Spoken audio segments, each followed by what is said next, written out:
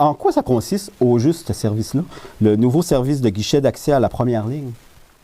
Effectivement, ce qu'on appelle communément le GAP, qui est effectivement le guichet d'accès à la première ligne. En fait, c'est un service téléphonique qui est offert aux personnes sans médecin de famille, dont le but premier est d'évaluer un besoin ponctuel et d'essayer de répondre de la meilleure façon possible à ce besoin-là, soit en donnant des autosoins un peu comme InfoSanté à la clientèle, ou bien de diriger la clientèle vers un service ou un professionnel de la santé.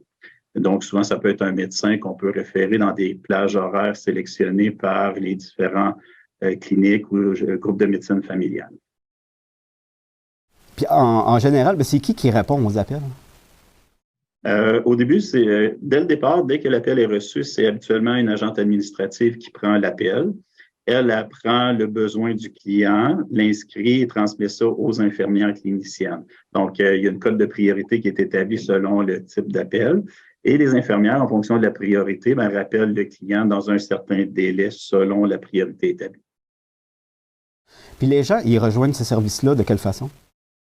En fait, les gens actuellement peuvent rejoindre le service du GAP en faisant le 811. Et il y a différentes options une fois qu'on appelle au 811. Il faut faire l'option 3 pour rejoindre le GAP et parler à nos agentes administratives ou les infirmières cliniciens. Ce service-là est ouvert actuellement de 8h30 le matin à 16h30 l'après-midi, du lundi au vendredi. Ce service-là, il a été mis en place pour répondre à quel besoin? Ben, en fait, l'un des principaux buts visés par l'application du GAP, c'est de faciliter l'accès à différents services pour la clientèle qui est sans médecin de famille principalement, mais par le fait même aussi diminuer la fréquence des consultations dans les différentes urgences pour les besoins qui ne sont pas urgents.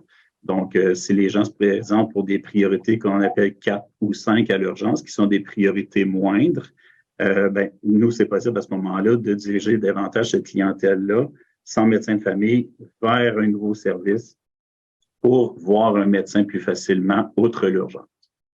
D'accord. Là, le service, il est déjà en opération dans notre secteur, dans le secteur de la baie des Chaleurs. Effectivement, il est en opération depuis début juin, mais il a pris l'entièreté de son potentiel dans les dernières semaines. Donc, actuellement, là, tous les patients qui étaient sans médecin de famille de la région de Baie-des-Chaleurs ont reçu leur communication. C'est un service qui est étendu à la grandeur du Québec? Oui, effectivement, c'est étendu à l'ensemble du Québec. Dans les derniers mois, là, toutes les régions du Québec, en fait, ont adhéré au programme du GAP, effectivement.